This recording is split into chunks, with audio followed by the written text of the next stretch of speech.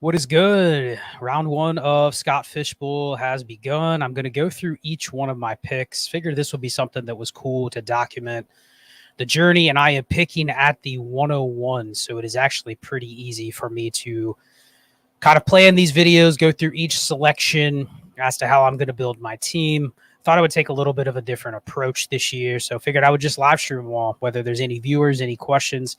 Doesn't matter to me, but I wanted to kind of document the process from beginning to end. So we're starting in round one, recording this live right after 10 o'clock, going for the first pick in my division, which is the Hormel division. Random. I like Hormel bacon. I follow pretty much largely a ketogenic diet, largely with a lot of fat and a lot of meat. So definitely bacon is one of those. And so shout out to Hormel. I don't know what other reason I would have had to pick this other than I could not have made the live Cincinnati drafts this past weekend. I wish I could have been there. Saw some great pictures from everybody that was able to do that. Well, had to pull out and had to go to a online draft. But let's get into it. So we are going to just document each pick, and I'm going to share the WoRP tool. I'm going to use the WoRP tool this year to base my draft.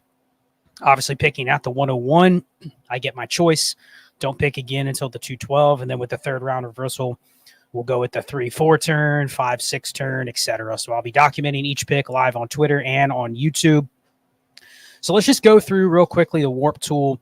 You can find it, as the ticker says below, at southharmonff.com/WoRP. Also threw in the fantasycares.org, donate to Fantasy Cares, really good cause.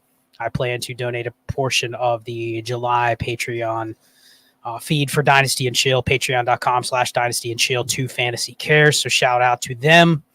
But let's just go through my plan for Scott Fishbowl this year. So the scoring was nuked from the past couple years, totally different this season. This is the WoRP for 2022 based on the new scoring settings for Scott Fishbowl 13. As you can see, the WoRP, and just a real basic description of what WoRP is: wins above replacement player, wins over replacement player. Trying to document kind of where your most bang for your buck is at each position. And then obviously you can see relative to each one of the positions, how they compare to each other. So you have the quarterbacks here highlighted in pink, the running backs in teal, turquoise, blue, whatever you want to call it, the tight ends in orange or gold, and then the wide receivers in Carolina blue or in light blue. So you can see the WoRP distribution. Who am I considering at the 101? I'm going to try to keep these videos to like 5 minutes or less. So let's kind of get right into what I'm going to do with my pick.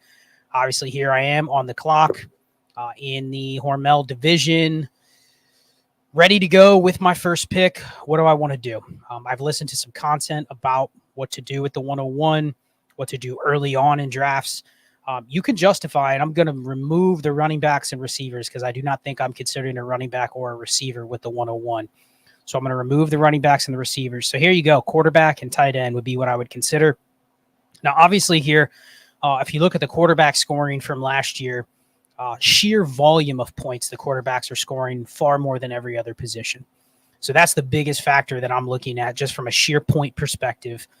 They are scoring more than everybody else. But then when you look at the tight ends, Travis Kelce last year scored over 33 points per game. There was a pretty big drop off to tight end 2. But then you can see from the WoRP graph, the tight ends really drop off a cliff. And that's pretty similar in most leagues. But here, if you actually look at the distribution between like tight end 1 and tight end 2, it's the largest of all 4 positions.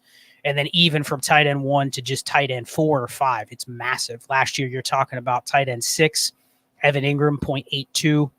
Last year, Travis Kelce, 2.54. You're talking about 1.7 wins above replacement just from tight end 1 to tight end 6. So it's a massive drop-off, whereas tight ends go much steeper than the quarterbacks. For instance, Josh Allen was the highest QB at 2.25. But even if you look at what quarterbacks you might be able to get with your next pick, so you're down to, this was Tom Brady, QB 12, but even in this range, probably where you're going to be looking at potential players going at the end of the second, where I'll pick again, still just over 1 wins above replacement. So just not as big of a gap between QB 1 and QB 12, but the sheer number of points is the tiebreaker for me. So it's going to be very interesting. I think if you're picking early, you have to make the decision between Travis Kelce, Mark Andrews, and one of the quarterbacks. You can go with Patrick Mahomes. You could go with Josh Allen. I think those are the two quarterbacks in consideration for the 101.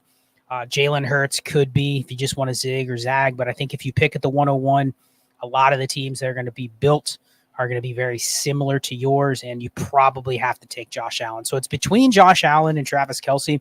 If you're picking in the top 8, said it on the Podathon, at least one of the comments I put up during the Trades in 5 segment of the Podathon is Mark Andrews should go in the first round. I think a lot of people will push him towards the end of the first, but look at this.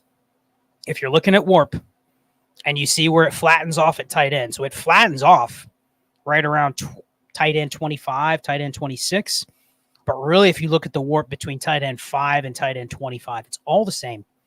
You're looking at somewhere between 0.1 and 0.6, 0.7 WoRP. So it's just not worth taking a tight end in these rounds if you're doing it at the higher end. So taking guys like Evan Ingram, Dallas Goedert, David Njoku, it makes no sense to pick those guys. I wouldn't be interested in rostering them pretty much at all, given what I can probably take at tight end 20 to tight end 25. Real quick, I want to share the roster construction. So this is the optimal roster construction for Scott Fishbowl. And I'm going to share this each time, but I think it's important to kind of outline on the first one what this means. So the end value is the optimal roster construction for each position. It's 22-man rosters. This is not best ball. This is a lineup league where there are waivers. So you have a little flexibility. If you notice, the droppable column is 6. That basically says you can have 6 roster spots that you can do whatever you want with. But the optimals are somewhere around 3.5 quarterbacks. So I'm going to call it 3. Running backs, I'm going to call it 5. Tight ends, I'm going to call it 2, just with what I just talked about. And then wide receivers, I'm going to call it 5. So you have 6 extra spots basically to use based on WoRP distribution from last year. Now, I'm probably going to opt to use those extra spots on running backs. So my roster construction out of 22 is probably going to end up something like 3 quarterbacks, 11 running backs, 6 receivers, and 2 tight ends. So that's 22. So 3, 11, 2, 6 based on this. When you go back to the graph, and I'll bring the other positions in here as well, what WoRP doesn't tell you, and I'm going to put this out there just because Adam at 4D Chess and myself are be doing a long series talking about WoRP. Again, you can find the WoRP chart or the WoRP calculator, southharmonff.com/WoRP. What this doesn't tell you, this optimal roster construction, what it doesn't tell you is where to pick these players. It tells you what the construction should be from beginning to end. It doesn't tell you where. And that's where you have to kind of use this push or pull theory where you go, okay, if I take a quarterback here, where do I take my other 2 quarterbacks if that's my plan to have 3? Where do I take them? I probably want to take them if you look at the quarterback distribution here in pink. You get to a point where right at QB 24, essentially you're down to about 0.3 of a win above replacement. Why would I take a QB at 24 when I can literally pick one up for free off waivers when they get a spot start or 2 or when they're potentially going to start, but I don't want to draft them at that value. So that's kind of how I use it is, hey, if I'm getting 3 quarterbacks, probably going to want to take my second one sometime in here. So definitely in the first 3 or 4 rounds, probably the 3-4 turn, I would try to hit the back end of this distribution right here between QB 12 and QB 18, given that I'm going to take Josh Allen at the 101. But my third doesn't need to come in the form of a quote-unquote guaranteed starter. It can probably come in the form of a guy that could start, and maybe I take 2 or I look for the waiver wire to give me an extra body, but I probably want to just optimally carry 3. When we get later in the season, you may consider dropping one of those guys after bye weeks and whatnot. But I think 3 really is the optimal number. So bottom line is WoRP can tell you how to roster construct. See this? It can't tell you what players to pick or where to take them. So it's really looking at this and going, okay, based on what construction I'm trying to hit, how do I use this to kind of understand what players are available?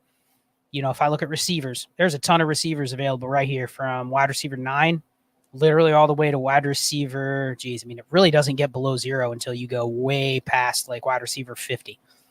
So not saying wide receiver 9 and 50 are the same, but literally based on this scoring, much rather actually take receivers kind of in this range, knowing they're going to be 5, 6, 7, 8 rounds cheaper. So anybody in my draft listening, I'm probably not going to be targeting receivers that are going to be in this range. Maybe I take 1, but I'm probably not looking at taking a bunch of receivers here.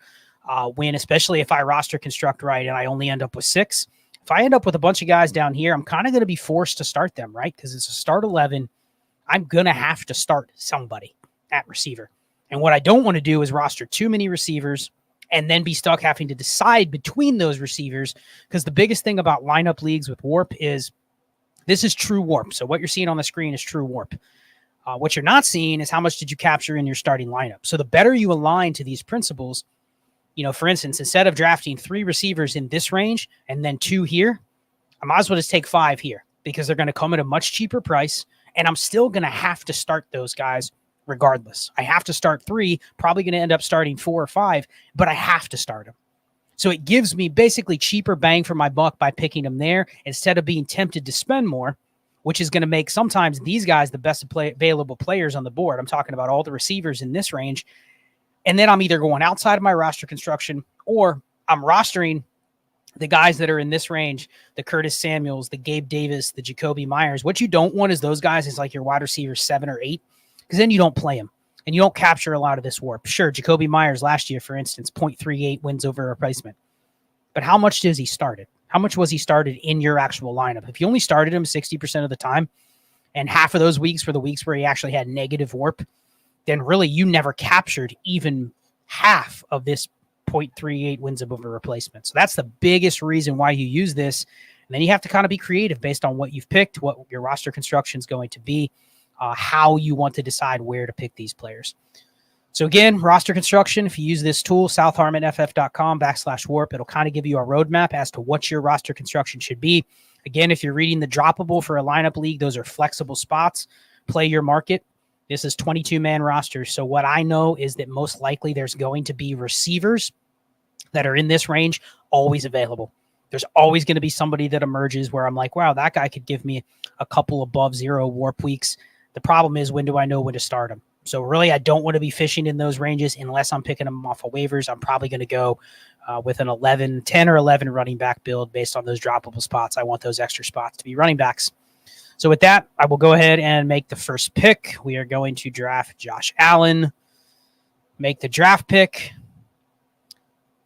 Go to quarterbacks and lock Josh Allen as my 101. I didn't mention that there are also tight end and wide receiver options that I think are available better with Josh Allen and Patrick Mahomes. You can make the case for both, but especially the tight ends. If I'm going to punt tight end, at least into that range of like tight end 10 to 30-ish, there's tight ends available for Josh Allen where they're not going to be available for Patrick Mahomes. So there's the tiebreaker.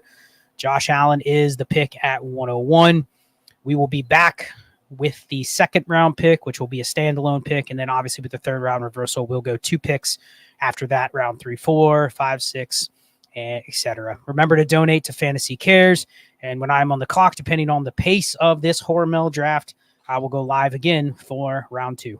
Be chill, everyone.